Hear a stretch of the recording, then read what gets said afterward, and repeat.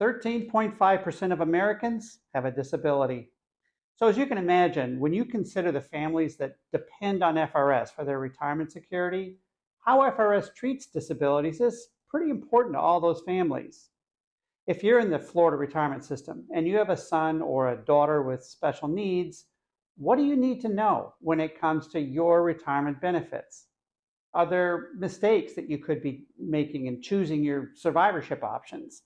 And which plan gives you better advantages for your son or your daughter, the pension plan or the investment plan? And what else might you need to know? Well, that's what we're going to dive into today.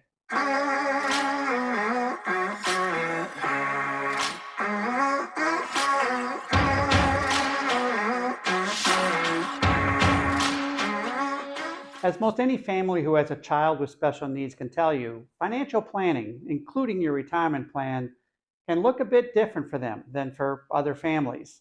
I can tell you this from firsthand experience as someone who has a son with a disability.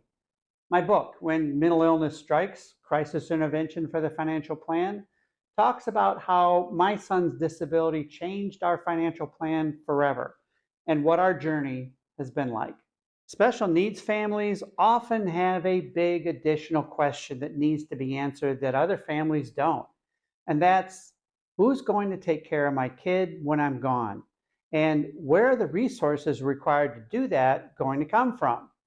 Now, in addition to that, if their son or daughter who has the disability has qualified for government programs like Supplemental Security Income or SSI and Medicaid, how do you plan around that so that they don't lose those valuable benefits? Because a mistake there could not only be costly from a financial sense, but it could also mean that you lose valuable benefits that make a difference in their life.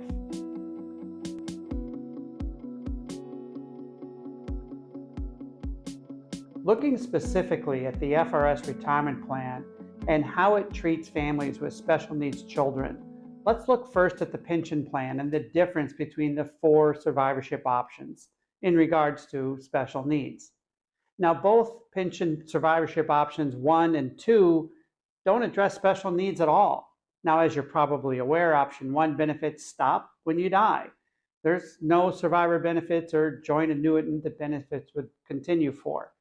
And option 2 only provides for a joint annuitant for the first 10 years, beginning with the date that you retire or begin drop. So if you have a child or an adult child with special needs, options 1 or 2 in the pension plan probably aren't in your best interest, even with the higher payouts they provide. Which brings us to options 3 and 4.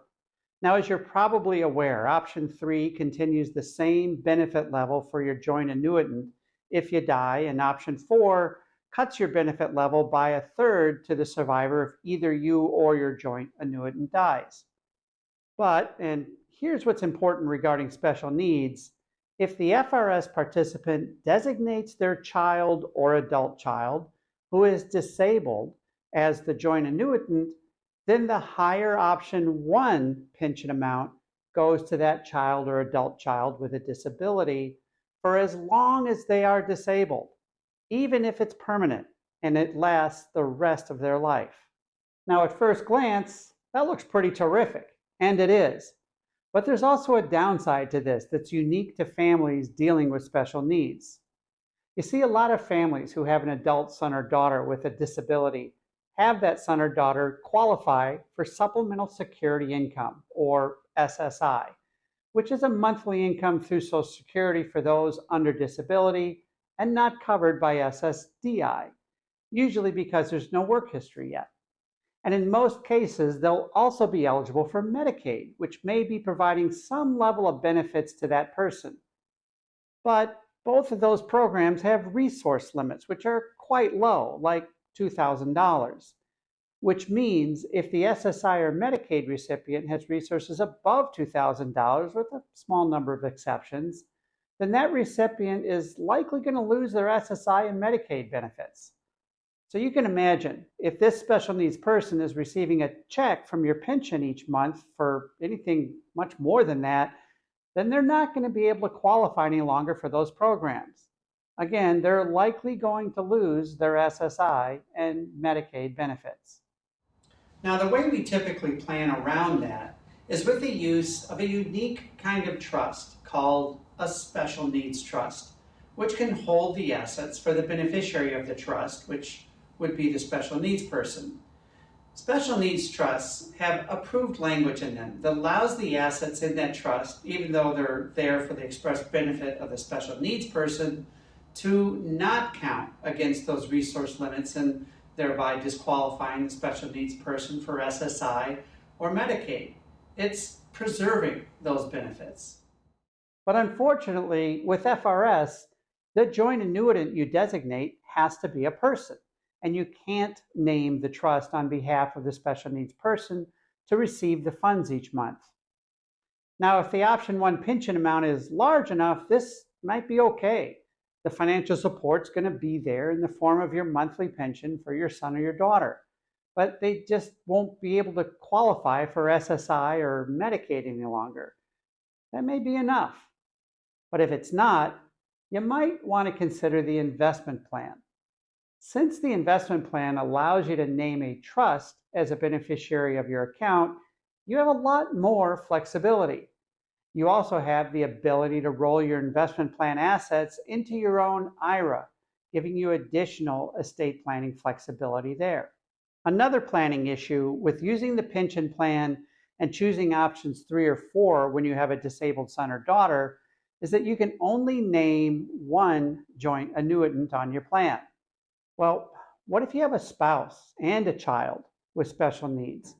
You have to pick one or the other to be your joint annuitant. If you choose your spouse and he or she starts receiving benefits because you died, and then your spouse dies, what does your son or daughter with special needs then get? Nothing. That's no good. If you name your disabled child as the joint annuitant, then your spouse gets nothing if you die before him or her. That doesn't work for a lot of families either. And here's a thought. What if you have 2 kids with special needs? We've seen that a few times over the years. Again, you may want to consider the investment plan. Now, with the investment plan, you can choose multiple beneficiaries, taking care of both your spouse and your special needs child.